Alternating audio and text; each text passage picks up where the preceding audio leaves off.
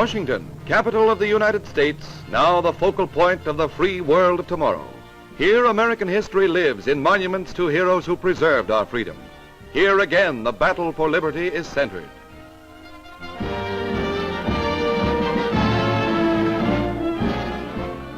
Washington in wartime is people, busy people who pass through these gates in a never-ending stream. Important people, little people, humble people, young and old, all determined to give their best in our nation's hour of peril. Here at the portals of the Union Station, President Roosevelt frequently comes personally to welcome distinguished visitors from other United Nations. President, King, and Prime Minister feel the genuine warmth and sincerity of a Washington welcome as they pass down historic Pennsylvania Avenue.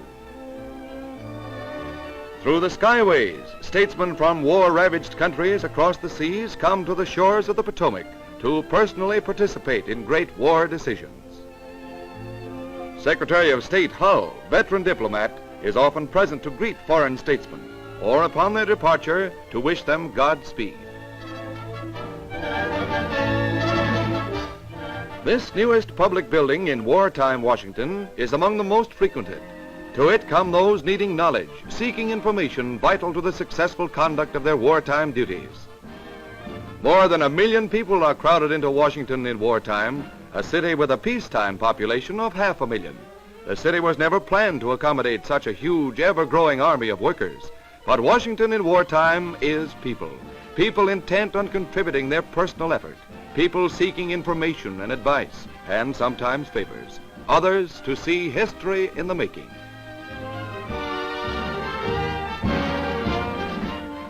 The United States Treasury and its courageous Secretary, Henry Morgenthau, Jr.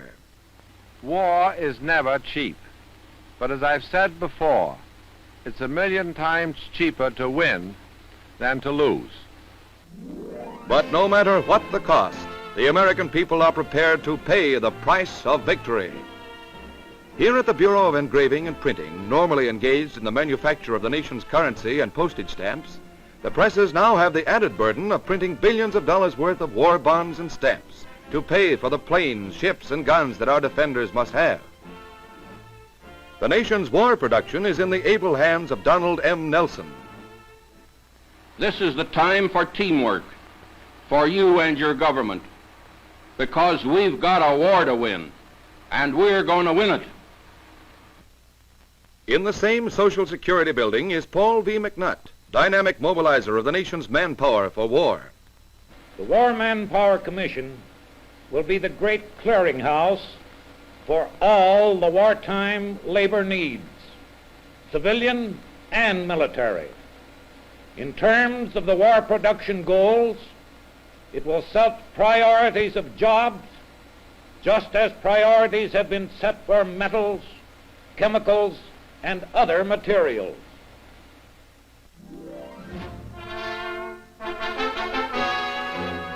The eyes and minds of freedom-loving people round the world are focused on the War Department, General Headquarters of the United Nations Armies in the field.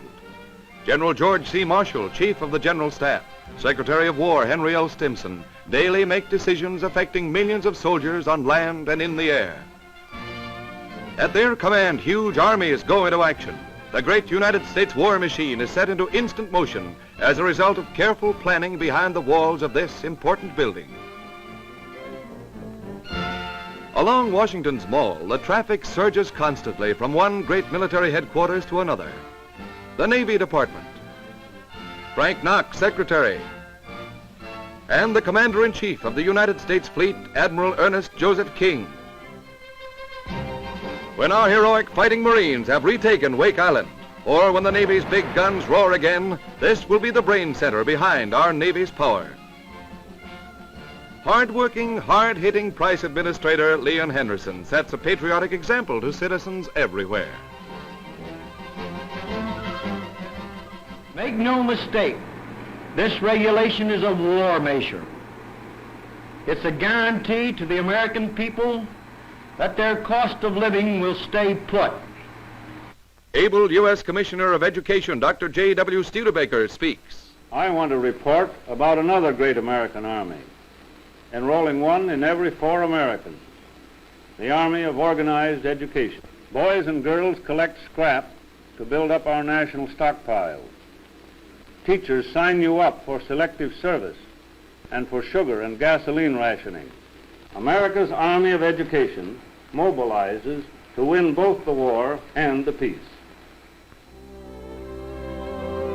The Department of Agriculture will loom large when the history of our time is written.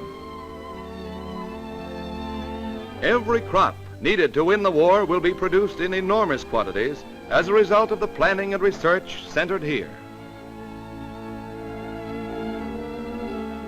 The ponderous, sleepy-looking building of the Department of State is wide awake today, awake with anti-Axis diplomatic problems. Here, Secretary Cordell Hull applies a keen mind to negotiations with foreign emissaries, and American interests do not suffer. Much of the war business of the government is centered in the white marble buildings flanking Constitution Avenue. Washington's hotels are so crowded that rooms are rarely obtainable, and many a visitor has spent the night in a hotel lobby. Some 300,000 government employees crowd the serve-yourself cafeterias. For, like our defenders at the battlefronts, this civilian army must eat and eat well to carry on the fight behind the lines. Living quarters are hard to find, and it is common practice for war workers to live 5 in a room. They come from everywhere, attracted by the glamour of the nation's capital, the important and interesting people, and the desire to personally serve. Some find that life is humdrum, monotonous. Washington is like that.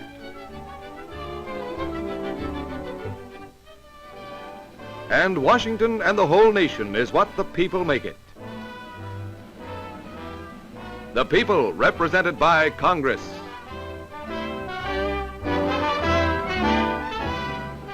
In wartime, the job of a congressman is a hard one. He is the people's employee, and they work him day and night. He must answer to the people for appropriations, war policies, and anything and everything that concerns the everyday life and future of an American.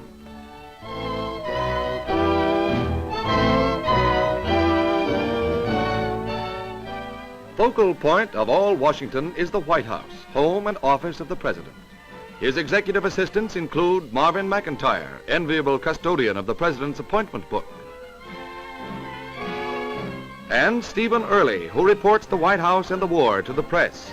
Once reporters rushing to telephones smashed the symbolic donkey on his desk.